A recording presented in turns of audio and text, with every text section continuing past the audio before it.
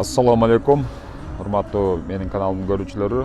Ошол эле бүгүнкү күндөгү 25 март бул күндө Бакай банктагы валюталар курсу $92,5, сатуу 94,5, евро 102,5, сатуусу 104,5, ал эми рубль болсо 88ге 1 сом 3 тыйын экен.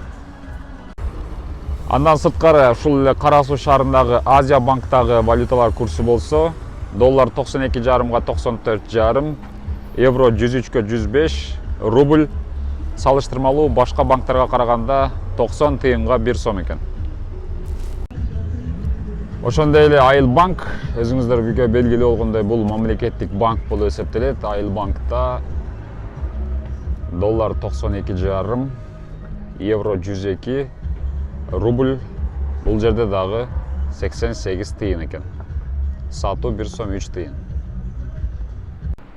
Так, ал эми коммерциялык банктарда болсо Дос Кредо банк, Кара Суу шаарындагы. Евро 102 сом, сатуу 104, доллар 92 сом сатып алуу, ал эми сатуу 94, рубль 88, сатуусу 1 сом. Казак теңгеси 10 тыйын.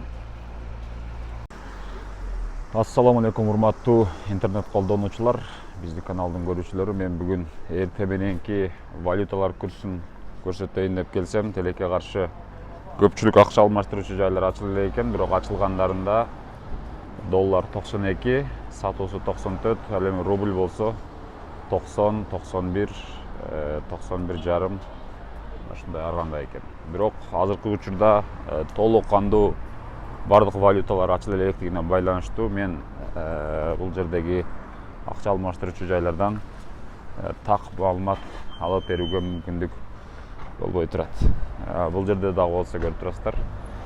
Рубль 91, ал эми доллар 92 көрсөткүчүндө турат.